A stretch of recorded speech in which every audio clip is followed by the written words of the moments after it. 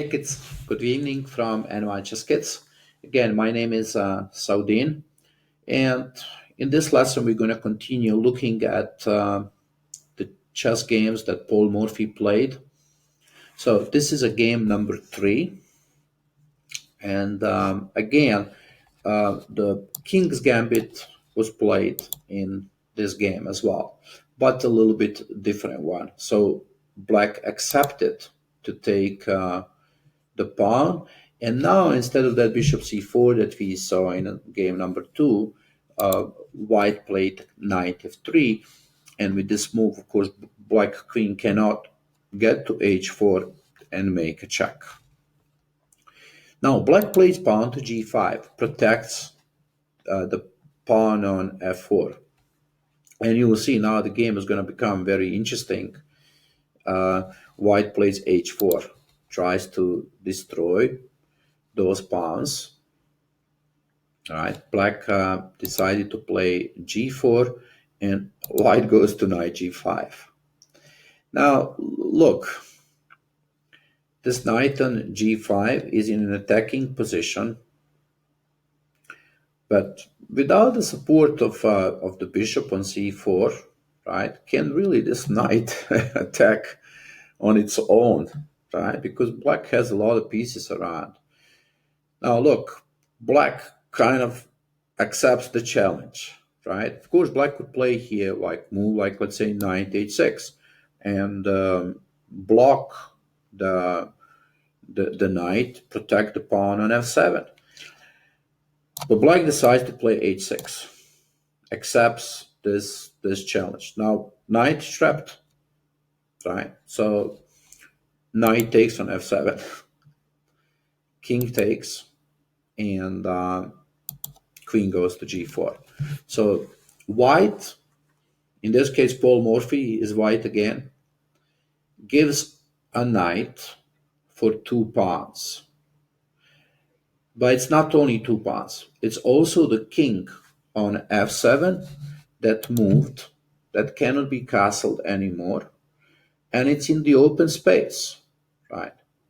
Now, black has a lot of good defense resources here, right? But you'll see after this game, it was not easy for black to find a good defense. So black decided to play queen f6, protecting the pawn on f4, but at the same time protecting the king as well, right? White plays check, a logical, natural move, and black runs away to e7. Now, that move, king to e7, maybe it's possible to play king e8. Is that better to keep the bishop open? Yeah, that's something that we should definitely consider. There is this attack happening, right? And clearly Paul Morphy can take the knight on g8, but he decided not to play that move immediately. He did play this move later, but look at this, what he does right now. Instead of taking that knight, he plays a knight c3. First, he develops the piece. He's threatening check, and he wants to fork king and the queen. Now, black stops that, right? Look at this move, e5. He still doesn't take the knight on g8. He's playing e5. He's giving this pawn for free, right? What's the reason he's giving this pawn for free? It is because he wants to open the king. Like, so he wants to give this pawn, but his plan is to bring the rook to e1 and open the king, right? I'm thinking, look, black was very brave here. He captured that pawn, but perhaps move like queen g7 would be better, right? Offer the trade of the queen, and I think this white pawn here is good for a black king, right? So it's blocking the attack. But Eugene was in a good mood on that day, and he said, "Let me take the pawn for free." Right? Paul Morphy moves to d1. Pay attention to this move. Look how he moves the king, and he's bringing his rook to e1. Right? See, that's something that we need to learn from his games. Look, he didn't go to with the king to f1 or f2, right? But to d1, king is safe on d1, and then rook comes to e1, and king goes to d8. Now, Paul Morphy plays rook e1. The queen is attacked. Queen goes to c5, and then bishop to g8. Okay, so now finally he captured that knight on g8, and both sides have the same material, right? 3 pieces on the board, 2 rooks and a queen. Both kings are not doing very well, right? This king in trouble, this king in trouble. I have to say white has a better deployment of the chess pieces because this rook, right, is playing, and the knight is playing. If you pay attention to the black pieces, they are really not playing. So black decided to open the game with a d5.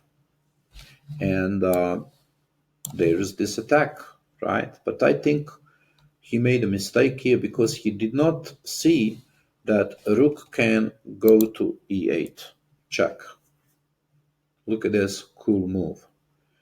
Now, king has to take, and then queen takes the bishop. So white gave the rook for a bishop, but there is a very strong attack on the black king. So black king played king to e7, and look at this cool move. Now, of course, Paul Morphy calculated all those moves. Look at this. Knight goes to d5, check. Because pawn cannot take, there is a pin here. Look at this. The queen would capture the queen. And the queen cannot take because there is a bishop on g8. So king moved to d6, and after queen c7, checkmate. All right. Look, again, a short game, 17 moves, but very beautiful game. All right. We can learn a lot from open files and diagonals and the attack, right? So let's just summarize very quickly the game. We had a queen-king's gambit, and this move, it's a good move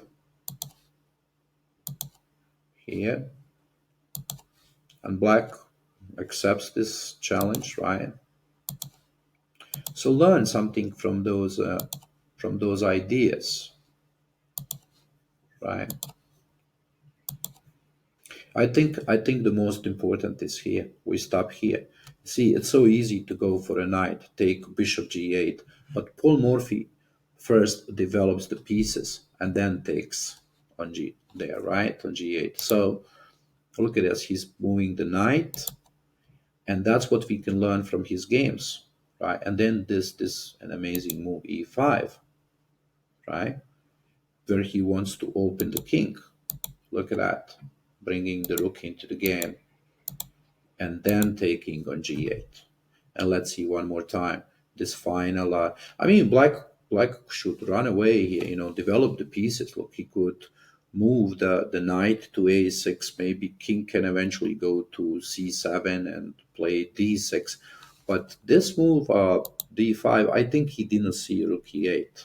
That's probably what happened. And now checkmate. Gorgeous move, knight d5 and queen c7, checkmate. Okay, that was our game number 3, learning from Paul Morphy. I hope you enjoyed, and I'm going to see you in the next game. Bye bye, kids.